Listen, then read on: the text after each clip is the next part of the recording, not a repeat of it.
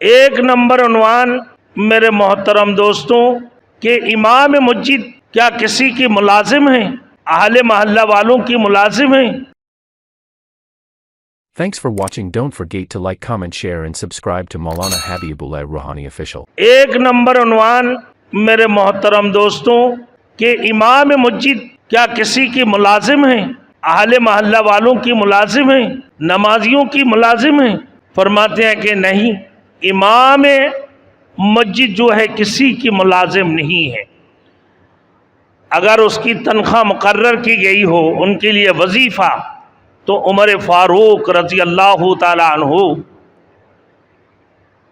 ان کی بارے میں ان کی وظیفہ کو مقرر فرمایا۔ اگر امام مسجد کے لیے وظیفہ مقرر نہ کی جائے،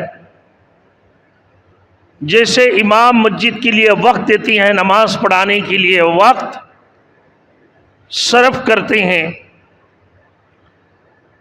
اسی طریقہ سے وہ امام اور بھی کوئی کاروبار کر سکتے ہیں، اور کوئی بزنس کر سکتے ہیں، اور بھی کوئی ملازمت کر سکتے ہیں، لیکن ان کی اپنی نماز کی وجہ سے ان کو اپنے مسجد میں وقت دینا ان کے اوپر ضروری ہو جاتی ہیں۔ تو لہٰذا امام مسجد کسی کی ملازم نہیں ہوتی ہیں، بلکہ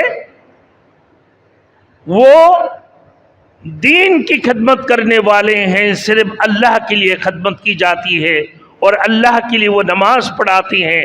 نماز پڑھا کر امام تنخواہ نہیں لیتے ہیں، بلکہ عمر فاروق رضی اللہ تعالیٰ عنہ نے جو وظیفہ مقرر فرمائی ہے وہ ان کی اخراجات، ان کی بیوی بچوں کے لیے اور ان کی بچوں کی تربیت کے لیے اور ان کی گھر کی رشن اور دیگر دوا درود کے لیے مقرر فرمائی ہیں۔ تو لہذا ائمہ کرام کے احترام کرنا اور ان کی خبرگیری کرنا اور ان کی تعظیم و تکریم کرنا اور ان کی بچوں کی پرورش کرنا اور ان کی بچوں کی تعلیم اور تربیت دینا اور ان کی بچوں کی دوا درود اور امام کی دوا درود دیگر چیزوں کی یہ خبرگیری کرنا مسلمانوں کے لیے انتہائی اہم ذمہ داری ہے۔